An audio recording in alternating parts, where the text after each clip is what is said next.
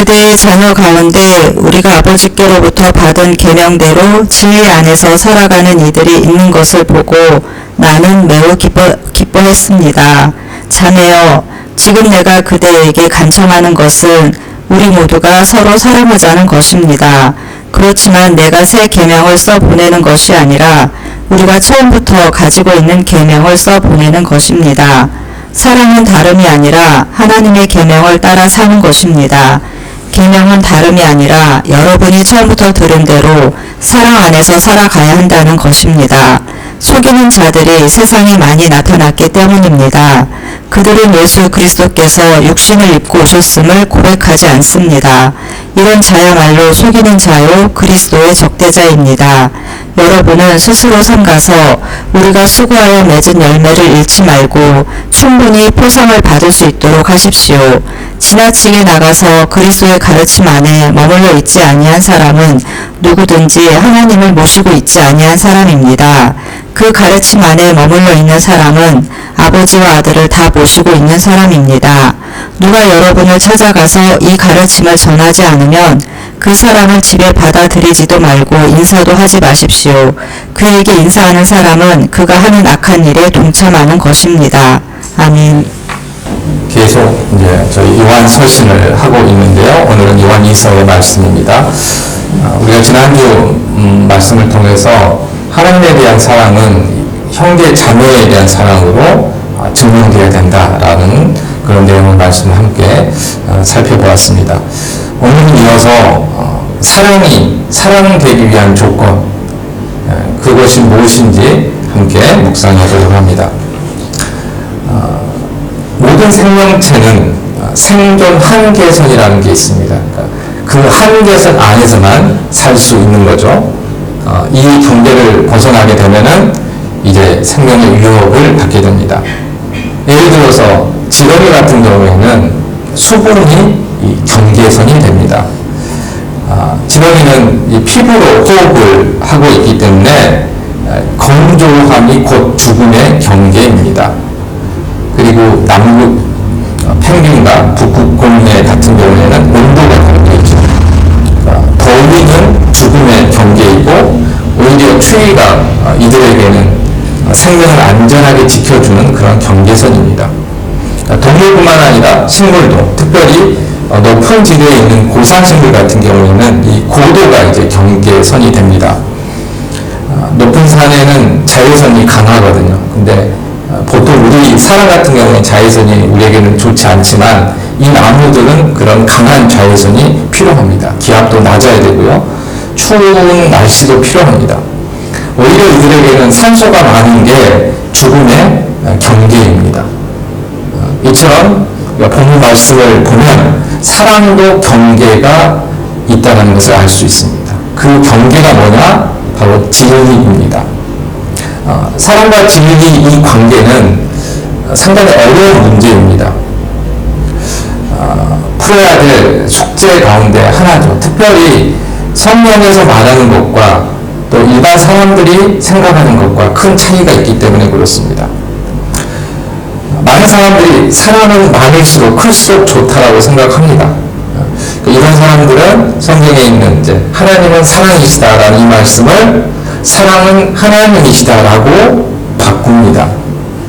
왜냐하면 이제 사랑은 어쨌든 크고 아무리 커도 부족한 게 없고 문제가 없고 좋기 때문에 그렇게 생각하죠. 그러나 성경은 사랑이 하나님이 될 수 없다고 분명히 말하고 사랑은 진리라는 경계 안에 있어야 된다라고 말을 합니다.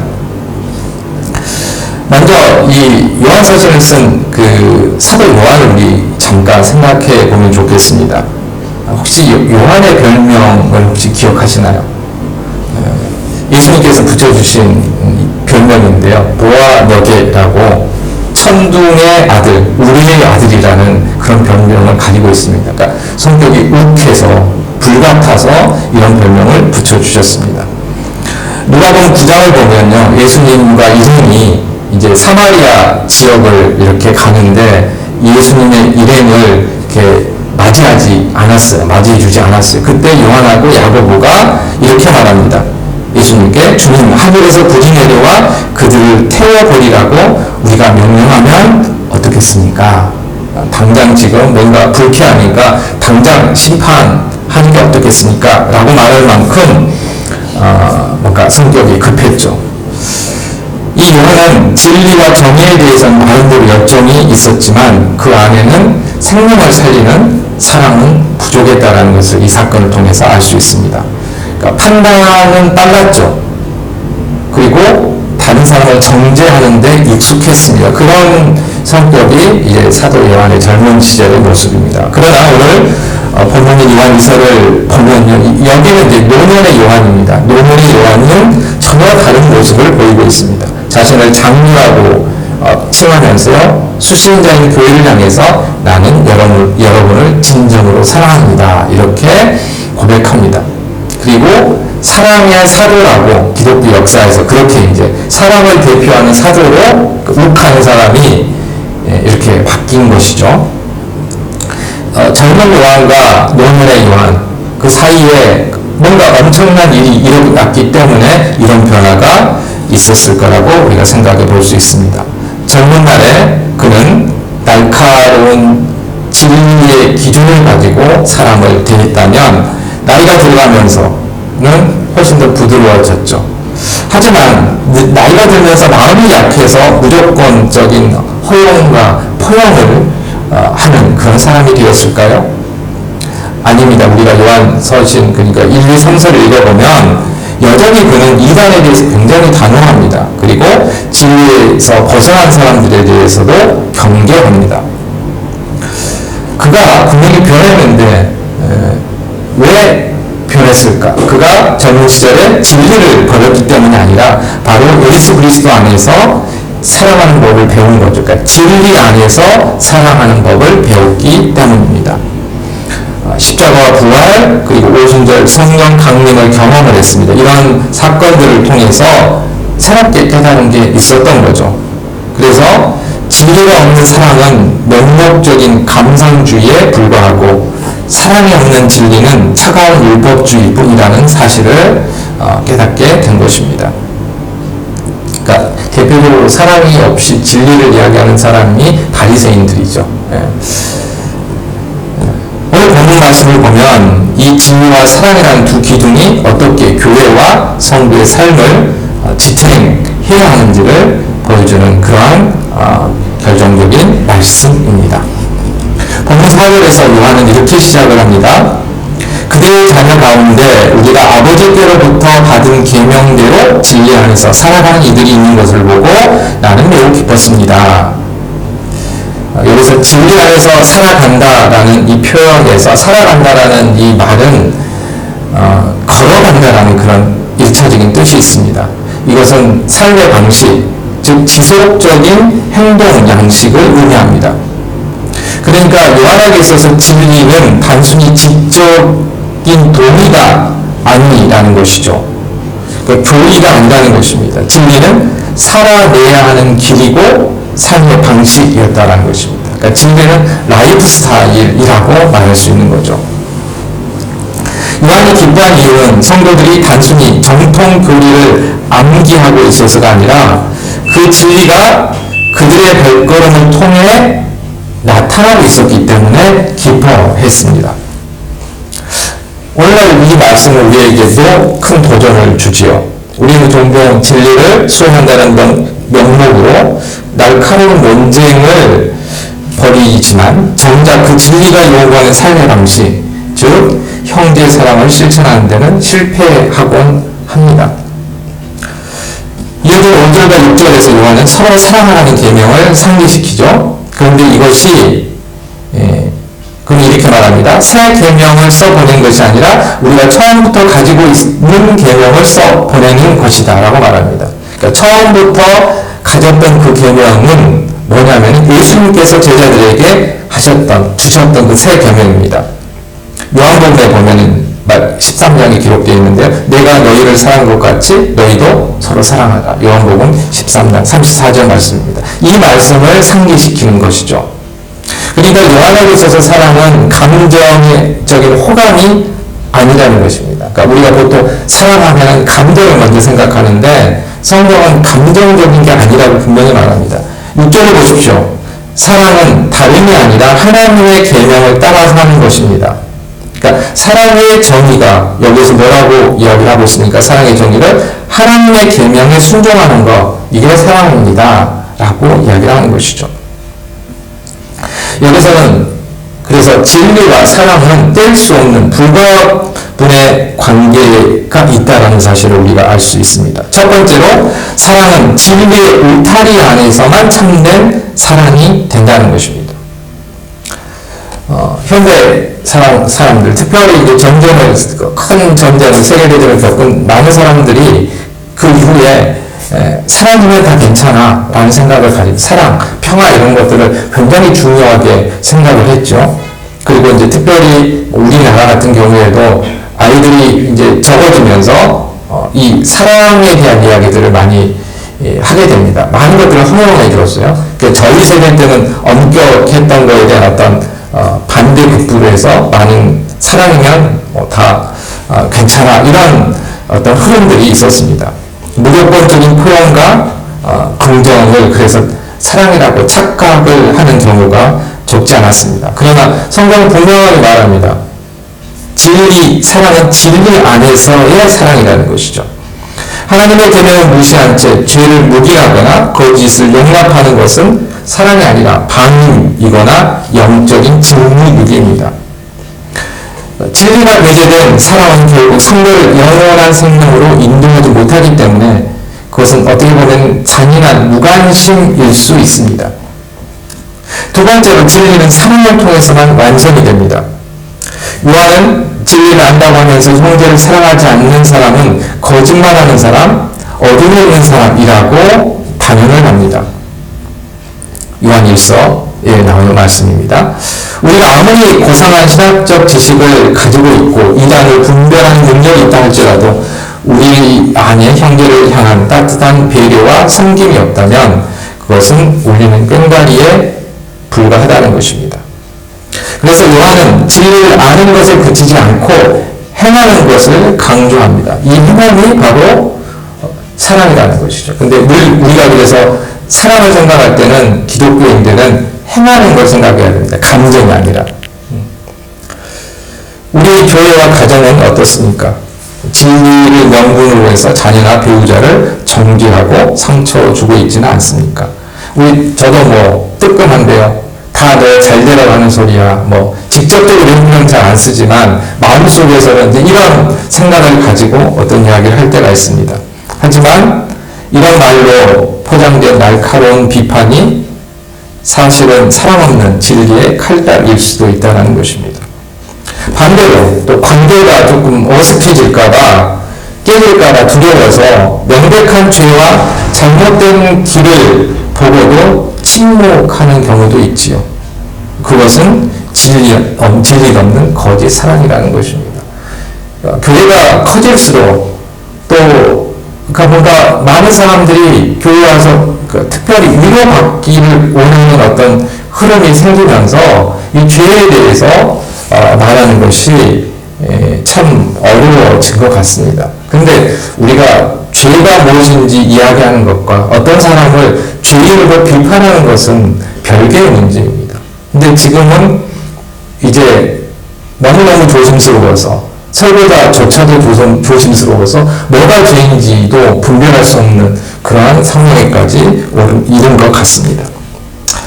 우리는 예수님을 닮아야 합니다. 예수님의 태도가 참 저는 중요한 것 같아요.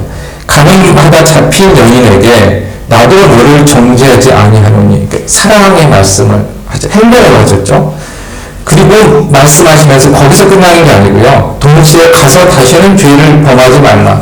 진리니까 사랑과 진리를 동시에 말씀하셨다는 거죠. 그러니까 우리는 용서해야 되는데 사랑을 해야 되는데 조건은 사랑을 해주지만 다시 똑같은 것을 하지 말라는 권면을 할 수 있어야 되는 거죠. 왜냐하면 용서해준 그것이 잘못됐기 때문에.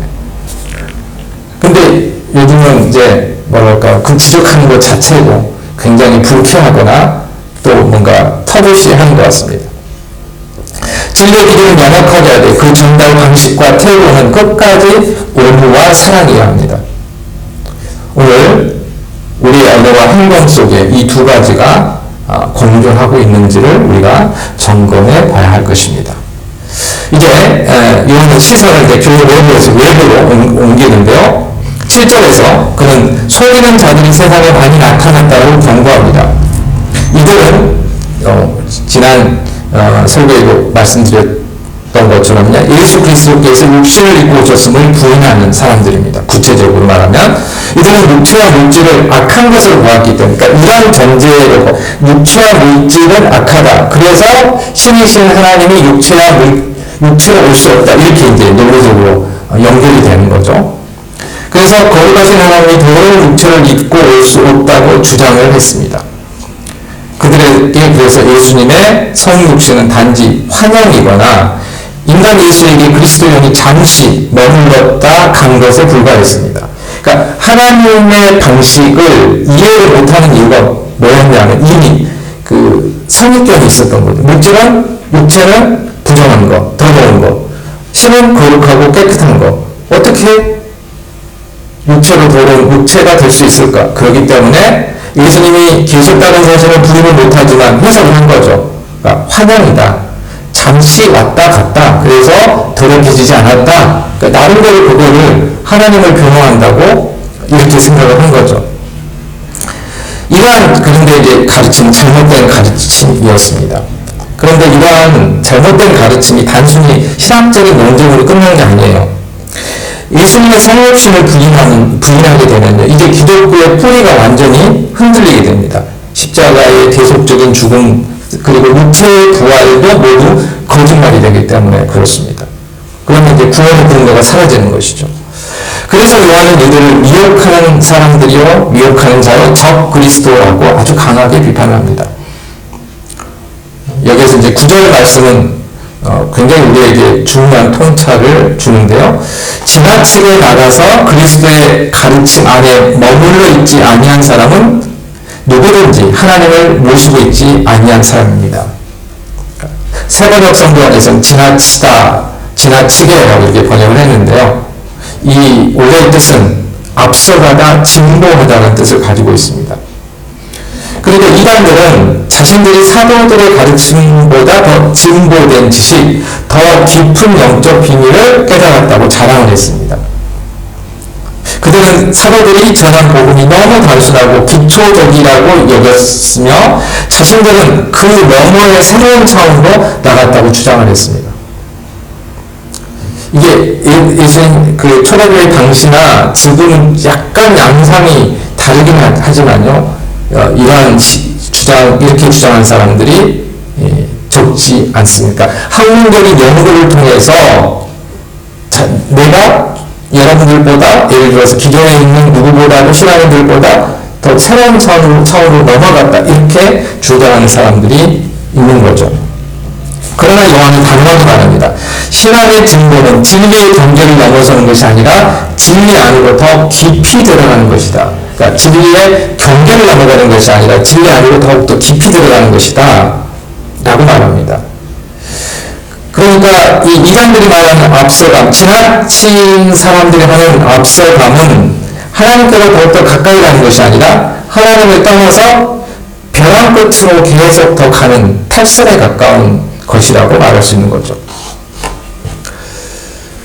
참된 신앙의 성숙은 그래서 복음의 기초를 졸업하고, 우리가 쉽다고 생각하는, 당연하다고 생각하는 것을 이걸 다 쉬운 거니까, 유치한 것이니까 다 그걸 졸업하고 새로운 무언가를 찾아 헤매는 것이 아니라는 것입니다. 십자가와 부활, 그리고 예수 그리스도의 성육신이라는 이 오래된 복음 안에 거하는 것입니다. 이 요한서신에서 거한다라는 이 말이 굉장히 중요하게 사용되고 있는데요. 이 말은 뭐냐면은 지속적이고 인격적인 연합을 의미하기 때문입니다. 나무가 뿌리를 깊이 내리듯이 우리는 태초로부터 들은 하나님의 말씀 안에 머물러야 합니다. 우리가 뭔가 행동을 해야 된다, 이것도 많이 강조되잖아요. 근데 이 머물러라는 거, 지속적으로 관계를 맺는 것, 이게 마치 뿌리를 내는 것처럼 아주 중요한 것으로 이야기를 하고 있습니다. 만약 이 상황들을 오늘날에 우리 한번 적용을 해보면요, 현대교회 안에도 지나친 진보의 유혹들이 있습니다. 전통적인 복음, 십자가의 피 묻은 복음을 구시대의 유물로 취급하고 시대정신에 맞춘다는 명목으로 성경의 권위를 훼손하는 움직임들이 있습니다. 어떤 이들은 기독교의 배타성을 버리고 타 종교와의 통합을 추구하는 것을 성숙하고 넓은 마음이라고 포장합니다. 어떤 사람들은 직통계시나 신비한 체험을 추구하면서 기록된 말씀, 그러니까 성경에 없는 말씀을 본인들만 받았다라고 이 말씀의 범위를 넘어서려고 합니다. 작년에 저희 교회에서도 직통계시를 주장하는 그리고 따르는 목회자와 교회들이 저희 교회에서도 나갔어요. 그 이단으로. 그러니까 여전히 오늘날에도 이 직통계시에 대한 유혹들이 적지 않다는 것이죠. 그러나 우리는 기억해야 합니다. 말씀 밖으로 넘어가는 것은 진보가 아니라 배교입니다. 우리는 새로운 가르침, 귀를 즐겁게 하는 색다른 해석에 흔들리지 말아야 합니다. 이게 설교자들이 가장 이게 넘어가기 쉬운 유혹이에요. 그러니까 새로운 뭔가. 우리가 붙들어야 할 것은 2000년 전 사도들이 전해준 그 오래된 계명, 변함없는 십자가의 복음이라고 할 수 있습니다. 우리가 더 깊은 영성을 원한다면 새로운 것을 찾아야 하는 것이 아니고요. 이미 주신 말씀을 더 깊이 묵상하고 그 말씀대로 순종하는 자리로 나아가야 됩니다. 이게 진짜 전진이라는 것이죠. 한참 근대 이후에 새로운 지식에 대한 열망들이 많잖아요. 근데 요즘 현대에 들어오면서 이제 특별히 더 새로운 게 중요한 게 아니라 알고 있는 만큼 누가 실제로 믿고 실천하느냐, 이미 여기에 이제 영적인 어떠한 힘이 있고 목회자도 그런 사람들을 지금 찾고 있고 그런 크리스찬을 찾고 있고, 그리고 이 시대가 그런 크리스찬을 또 요구하고 있다라고 그런 생각이 듭니다. 마지막으로 요한은 매우 충격적이고 단호한 지침을 내리는 게 10절입니다. 누가 여러분을 찾아가서 이 가르침을 전하지 않으면 그 사람을 집에 받아들이지도 말고 인사하지 마십시오. 사랑의 사도인데 과연 요한이 사랑의 사도가 이런 말을 했다고 참 믿기 힘들 정도의 직설적인 말씀이죠. 당시 문화에서 사람을 환대해야 하는 것은 매우 중요한 미덕이었고요. 특별히 이제 돌아다니면서 말씀을 전한 순회 전도자들을 돕는 그에 마땅한 의무였습니다. 환대를 하는 것이. 그런데 요한은 왜 이렇게까지 매정하게 절대 드리지 말라고 명령하는 것일까요? 이 명령에는 당시의 어떤 사회적인 배경이 있습니다. 당시 집은 단순히 한 개인이 거주하는 공간이 아니고요, 가정교회가 모이는 예배 장소였습니다. 거짓 교사들을 집에 들인다는 것은 그들에게 이제 강당을 내어주고 그들의 말을, 거짓된 가르침을 받는다는 그런 것을 의미했습니다. 그러니까 그들에게 거짓 복음을 전할 기회를 주는 것, 그런 의미였습니다. 그리고 또한 그들을 재워주고 먹여주고 환대해야 한다는 것은 그들이 다른 지역으로 가서 거짓 복음을 전하는 사역을 도와주는, 그러니까 공동 역할을 하는 그런 행동이었습니다. 그래서 11절 말씀은요, 그에게 인사하는 사람은 그가 하는 악한 일에 동참한 것입니다 라고 경고를 하는 것입니다. 여기 동참한다는 말은 코이노니아라고 이제 들어보셨죠? 그러니까 교제한다는 것과 같은 말입니다. 그러니까 거짓 진리와 영적인 교제를 나누지 말라는 그런 말씀입니다. 11절은. 그래서 이것은 사랑이 없어서가 아니라 참된 사랑은 분별력을 동반해야 한다는 사실을 가르치는 것입니다. 사랑은 분별력이 있어야 된다는 것이죠. 참된 사랑은 첫 번째로 공동체를 보호하기 위한 사랑입니다. 목자가 양떼를 사랑한다면 양을 노리는 이리를 향해서 지팡이를 들어야죠. 이리에게까지 친절을 베푸는 것은 양에 대한 직무유기입니다. 거짓 교사를 용납한다는 것은 결국 연약한 성도들의 영혼을 파괴하는 결과를 낳게 됩니다. 진리를 구사하는 사람들에 대한 거룩한 단절은 공동체를 향한 가장 적극적인 사랑의 표현입니다. 두 번째로는 진리에 대해서 충실해야 합니다. 사랑을 하지만 진리에 충실해야 됩니다.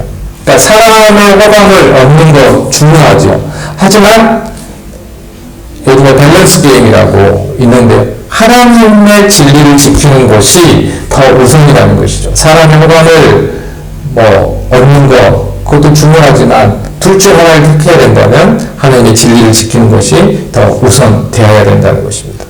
그래서 때로는 단호한 거절이 필요합니다. 인간적인 정의나 체면 때문에 이단적인 사상이나 비성경적인 가르침에 동조해서는 안 된다는 것이죠. 물론 이제 여기에서 중요한 게요.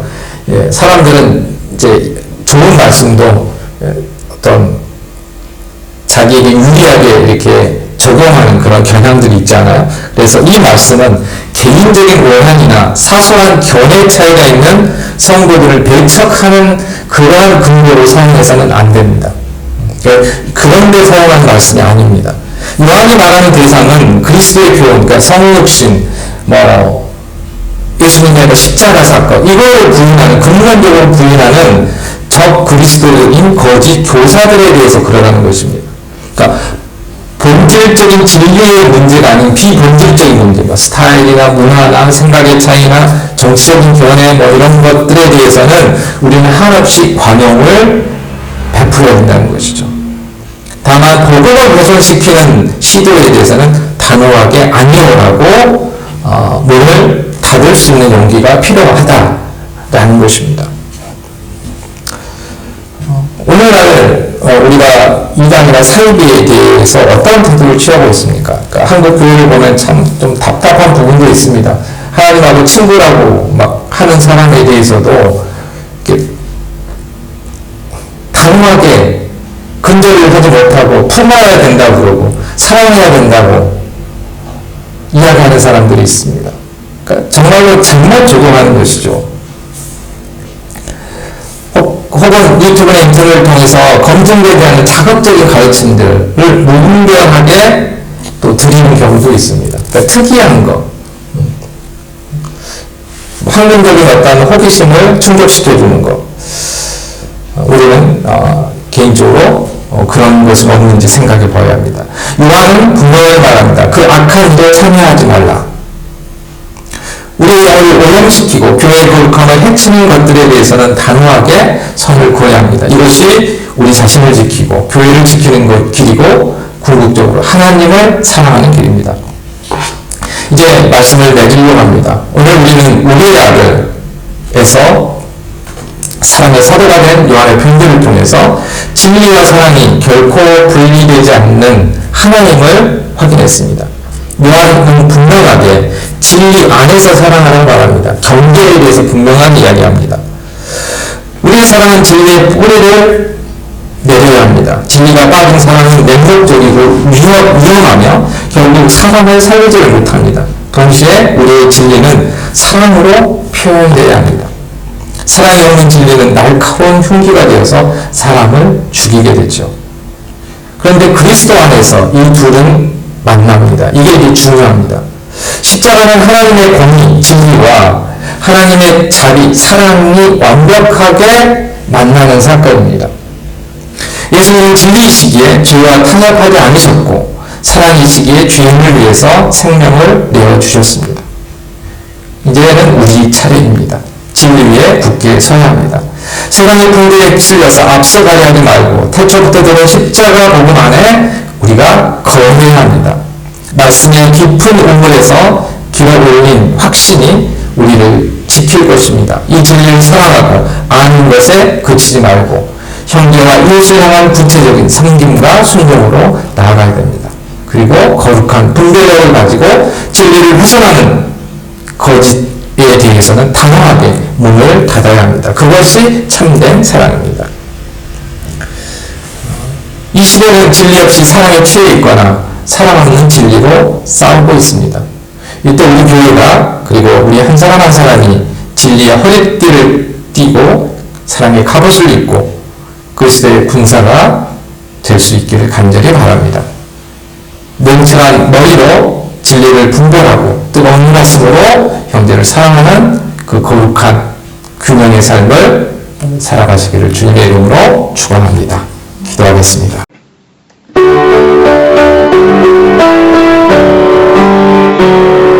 주여 우리 축복하소서. 당신의 평화를 주소서. 우리 예수의 손으로 주여 잡아주소서.